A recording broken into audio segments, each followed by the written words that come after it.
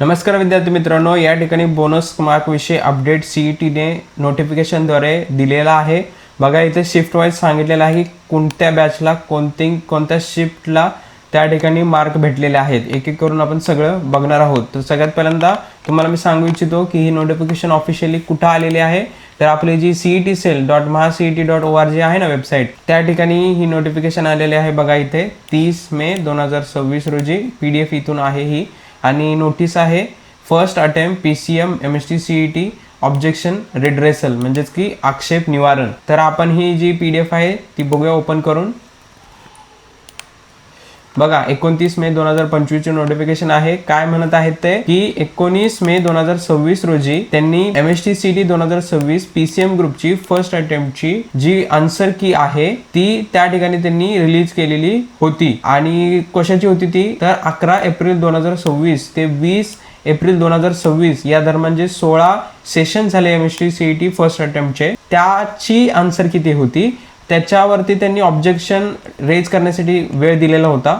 तर ऑब्जेक्ट किती क्वेश्चन झाले ऑब्जेक्शन बघा, फिजिक्स मधून 33 क्वेश्चन झाले ह्या फर्स्ट अटेम्प्ट मध्ये, केमिस्ट्री मध्ये 29 झाले, मॅथमॅटिक्स मध्ये 14 झाले, आणि त्या फिजिक्स मध्ये 33 मधून 12 क्वेश्चन व्हॅलिड निघाले बघा, व्हॅलिड।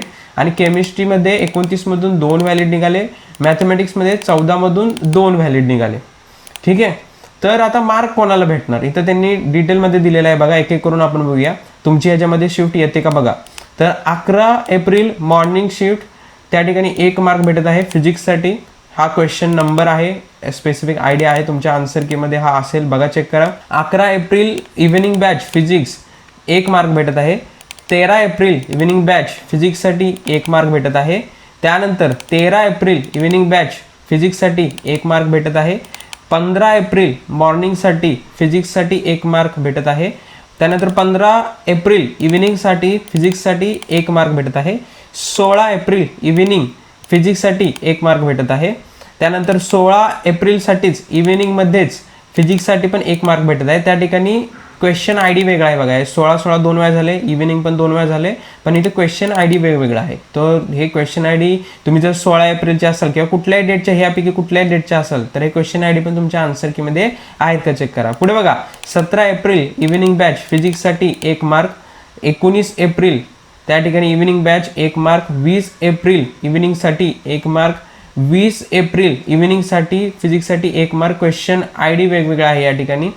11 एप्रिल मॉर्निंग केमिस्ट्रीसाठी 1 मार्क, 19 एप्रिल इव्हिनिंगसाठी केमिस्ट्रीसाठी 1 मार्क, 15 एप्रिल मॉर्निंगसाठी मॅथमॅटिक्समध्ये 2 मार्क, आपल्या मॅथमॅटिक्सला 2 मार्क असतात ना त्यामुळे, तर 17 एप्रिल मॉर्निंगसाठी मॅथमॅटिक्समध्ये 2 मार्क। इथे काय आहे बघा, आता इथे 11 एप्रिल आहे ना, 11 एप्रिल मॉर्निंग बॅच इथे पण आहे, आणि पाहायला गेलं तर 11 एप्रिल मॉर्निंग बॅच इथे सुद्धा आहे, म्हणजे इथला 1 मार्क केमिस्ट्रीचा आणि इथला 1 मार्क केमिस्ट्रीचा, असे 2 मार्क 11 एप्रिल मॉर्निंग वाल्यांना त्या ठिकाणी 2 मार्क वाढवून भेटतील। खाली आणखीन आहे बघा, त्यांनी काय केलेलं आहे, त्यांचा डेटाबेस असतो, त्या डेटाबेसमध्ये त्या ठिकाणी आन्सर की ज्या आहेत त्या आन्सर की मध्ये त्यांनी अपडेट देखील केलेले आहेत, करेक्ट जे व्हॅलिडेटेड क्वेश्चन आहेत ते। आता हा जो डेटाबेसमध्ये अपडेट झालेला आहे त्यानुसार आन्सर की मध्ये जे जे रिस्पेक्टिव्ह स्टुडंट आहेत त्यांना मार्क वाढून दिले जातील आणि ते रिझल्टसाठी पुढे प्रोसीड केलं जाईल। तर मित्रांनो, तुम्हाला जर कुठलाही क्वेश्चन असेल ना तर तुमच्यासाठी एक बोनस आहे शेवटपर्यंत व्हिडिओ बघितल्याबद्दल।